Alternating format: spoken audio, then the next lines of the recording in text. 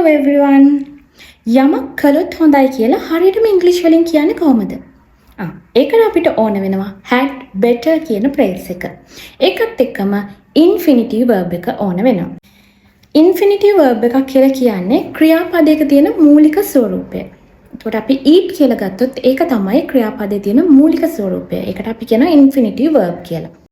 අපි මේ had better කියන phrase එක දාලා යමක් කළොත් හොඳයි කියලා express කරන්නේ ඒක නොකළොත් එහෙම bad result එකක් ලැබෙන්න පුළුවන්. ඒ කියන්නේ නරක ප්‍රතිඵලයක් ලැබෙන්න පුළුවන් දේවල් වලට තමයි අපි මේ had better කියන එක දාලා මෙහෙම කළොත් හොඳයි කියලා suggest කරන්නේ. එහෙම නැත්නම් අපි warn කරනවා.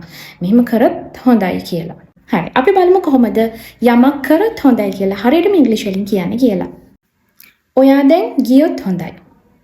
You had better go now. You had better go now.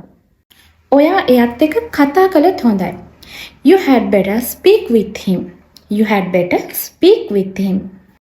ඔයා smoke කරන එක නැවතුවොත් හොඳයි. You had better stop smoking. අපි මොන හරි කන්න ගත්තොත් හොඳයි. ඒක කොහොමද ඉංග්‍රීසි වලින් කියන්නේ? Write in the comments. Follow us for more videos and keep watching. Bye.